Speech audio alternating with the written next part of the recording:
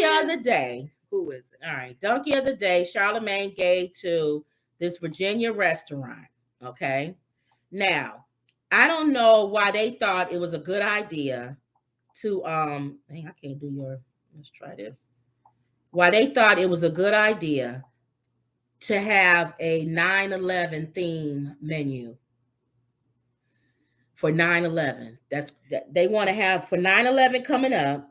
They decided to have just for that day a 9/11 theme. Like, is it the cost Well, of it here's is the 9/11? no. People who the have name of the dishes. They got Champs Chowder, coin toss chocolate pie. What's the name of this? It's another. Some entrees were named after. No, they did. No, this is something else. Hold on. Okay, so apparently this restaurant has some entrees. 9/11 that related to the 9/11, and it's wrong. For what they did, they was calling it like I can't even hardly read this. Remember martini, a freedom flounder, the 2927 chowder, something like that. That's how many people died. They named the number and put chowder after the end. Y'all see, I can't hardly read. My goodness. First responder flatbread. Why is it flat? Flight 90. The name died. of the flight 93 or something like that. Who sat and thought about that? Just a whole bunch of stuff. Who sat at the Pentagon? and said, let's do this. Pentagon pie. The Pentagon got hit. Yeah, it was all supposed to be related to 9/11. Terrorist soup. Yeah. Yeah. And they said, whose bright idea was that? Teriyaki terrorist soup. So they got hit with a lot of backlash. Oh my and the owner had to come out and say, we will no longer be having that menu. It'll be our regular menu again. See, the power in numbers. But who would name the number a lot of stuff down? The number of people that died? Chowder. That's like, who sat at the table and thought of that? And what employee didn't say, excuse me, sir, if that was the boss? That may not be a good idea. Because people they still must have done it on their own and they just put it out there and employees. Well, the printer, who printed it? Somebody printed the menus. They may have printed it on their own printer. Inside. Menus? I don't know. Somebody How cheesy was the menu? No, it's nice. Somebody should have said, this is going to probably be You offensive. think some people might be offended by that? That's what somebody should have asked. Wow. So he gave them the donkey of the day. Okay. That restaurant. Big donkey. People still reliving that. I know. That'll go down in history as I remember everybody goes back and says, where were you doing 9/11? I tell this story. I tell this story all the time. And I'm not you were downtown Chicago. I'm not a conspiracy theorist. But what happened with me made me know our government knows way more than what they tell you. Because I was working across the street from the Sears Tower. And I remember I went to work. As soon as I sat down, it wasn't even that much long. Because it was like, 9 o'clock, 8 o'clock or so. It was early. I sat down, I was getting ready to work, and the alarm system went off in the building. And this is a high rise. You Chicago, y'all know. Our building is right next to the Sears Tower. It's almost just as tall.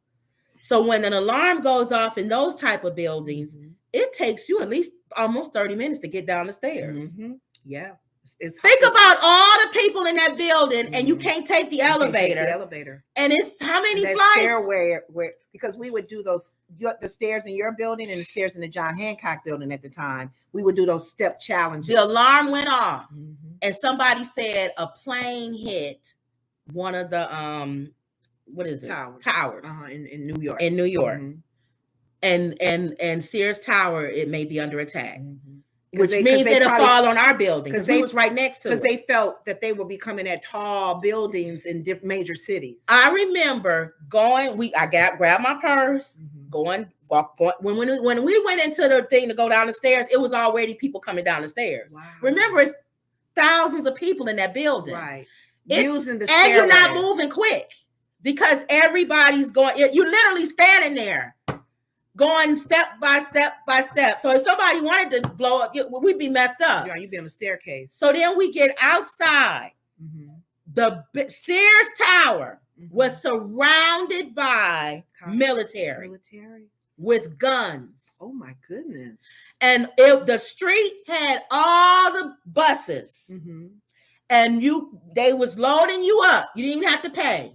Just get on the bus. And it'll take you out of this area. Really and left. Just grab your purse and go. Get on the bus. We'll take you out of this area, and then you can figure out what buses you're supposed to get on to get you wherever you need to go. Home. Okay. So we got everybody get out. Everybody came out the building, got on the bus, and drove. But I remember this was all doing in the morning. I remember watching the Sears Tower was surrounded, and I thought to myself, if the tower got hit, and by the time I got downstairs, it was 30 minutes. That's not enough time for them to get there and surround that building. That means they knew what was getting ready to happen. But think about it. It's not that they knew. They just took cover and didn't take a chance. But how did the military get there? This was the military. Well, they couldn't have known until the first building was hit in New York. They knew before. How would a building get hit? By the time I get downstairs in 30 minutes, the Sears Tower is surrounded with military. But that means they would have known about the plane going into the building unless they were on the phone with the terrorist person. And later on, saying I'm going to run into this building. Years later, remember, I believe, y'all tell me if I'm right or wrong, Bush admitted that they knew. They knew. They didn't want to shoot it down because they felt that they would kill more people. That was that's right. I think something did come out. Years later, that they said they knew. They didn't shoot the plane down because they thought it would be more people on the ground. It would be less people if they let it just crash into something. How did they know? Though? They knew. Didn't the persons on the plane that took over said something? No, they must have told them. They had to tell them that I'm going to be doing blah blah blah. They knew. Wow. So that's why I know. And I'm not a conspiracy theorist person, but when I got downstairs and it took 30 minutes, there's no way in the world the military could have gathered up and surrounded the Sears Tower and lined the street with buses because they wasn't in 30 minutes. If there was more planes coming to I got home because I live near downtown. I walked in my apartment and I turned the TV on. And right when I turned the TV on, the second plane came in and hit the second tower. So they knew. They knew before the first tower got hit. Well, one plane hit the Pentagon. No, that's something else. But I'm saying the ones that hit the towers, they knew about. Well, one hit the Pentagon the same day. No. The ones, because my friend's sister worked at the Pentagon. Remember the people who took over the plane? They didn't allow it to just go crash willy-nilly the way it was supposed to. They stopped whatever was getting ready to happen. The Pentagon, I think. Yeah. But anyway, it was probably aiming for the White House. It's kind of sad though, because while that was going on with you in Chicago, at my job, because our company was in that building. So my boss she was supposed to be on the plane to go with the meeting there. She's standing next to me. I was supposed to do her schedule for her to be in that building. And I looked at her and she looked at me. You would have been there. I said, you would have been there. So we were on the phone talking to our coworkers that are there, that in New York. Yeah, our accounting payroll was there, so people were already like, we ain't getting paid. But people don't understand unless you work in a building like that. Oh my God. People don't understand why people was jumping out the window. You can't get down this. I'm telling you, it didn't even hit our building, and we was literally moving inch by inch. It hit the one building first. When it hit that building.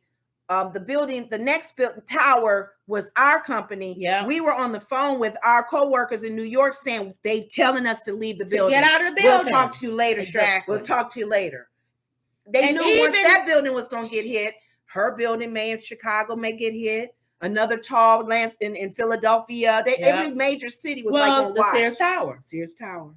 Yeah. So that's why I'm not a conspiracy theorist. But that told me right there. I said they know more than they going, and they're not going to tell you because they don't want you to panic.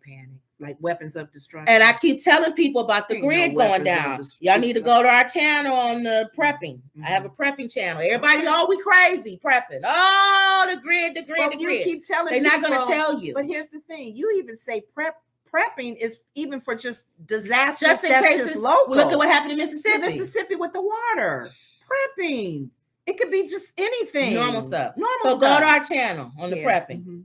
But anyway, I don't know how I got onto that. Oh, the donkey of the day was that restaurant. Why would you do anything that's a theme of 9/11? 9/11. We will never recover from 9/11, even though it's been how many years? Now, of course, they talked about the